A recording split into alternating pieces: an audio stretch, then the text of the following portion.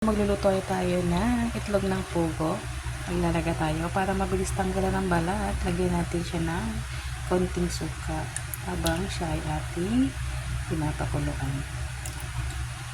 Ayan, simple reminders, isang tips. So ayan guys, magluluto lang tayo dyan ng ating simple na sapsuy. So hindi ko na naipakita sa inyo. Nagsutay lang ako dyan ng butter and then ng ating bawang at sibuyas. So butter ang ginamit ko dyan sa paggisa guys. So saka natin inilagay ang ating gulay. Madali lang naman itong maluto. Kaya saglit lang ang ating sapsuy. So nilagyan ko rin na rin siya ng paminta at saka ng patis para pampalasa. So yan. Lalagyan pa rin natin yan ng seasoning. Yan, seasoning. And then, gagamitan natin yan guys ng mushroom soup. Yan. Tutunawin lang natin to sa tubig at ilalagay natin dyan. So yan, habang pinapalambutan natin yung ating gulay. And then, tinunaw ko na yung ating mushroom. Cream of mushroom. Ay, ilalagay natin. So yan. Sutay pa rin muna natin yun guys. So habang palalambutan natin yung gulay, madali lang namang maluto yung ating gulay guys. So ilalagyan na natin itong ating cream of mushroom. Para habang nagpapalambot tayo ng gulay ay yung mushroom na yung kanyang manunuot sa ating gulay. So ayan. I-cover muna natin yan para makulo siyang mabuti. So ayan, tingnan natin ang ating sapsuy.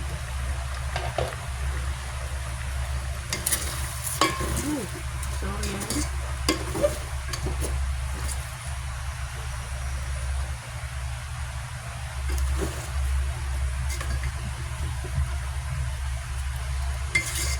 Medyo masyadong matikim yung sabaw guys.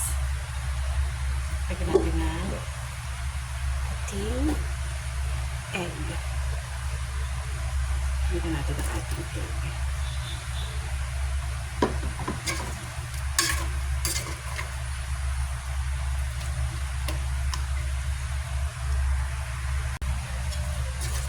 So ayan guys, ang ating sapsuy with cream of mushroom. So konti pa, medyo matigas pa yung ating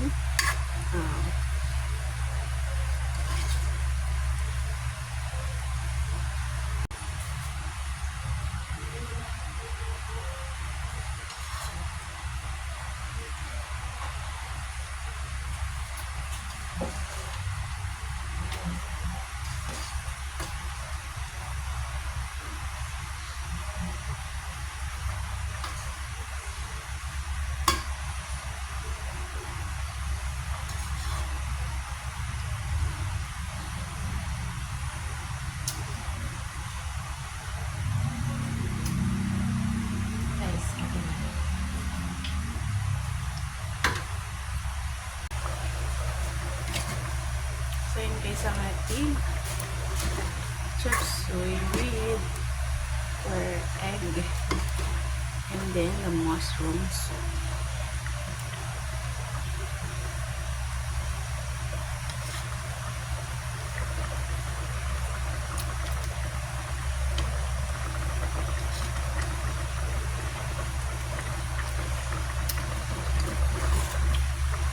Guys, super sarap. Super yummy.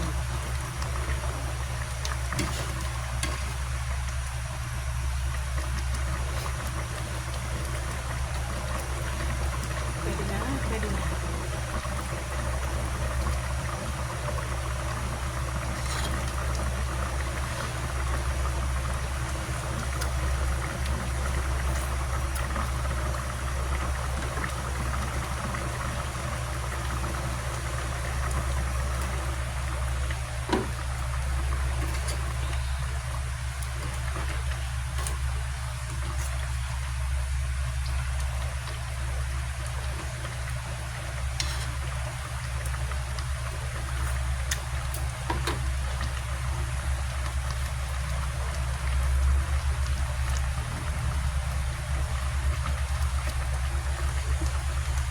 So, ayan na guys, ang ating finished product.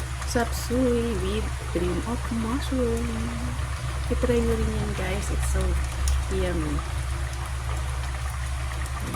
Yan ang ating dinner for tonight. So, thank you for watching. Please follow, like, and share.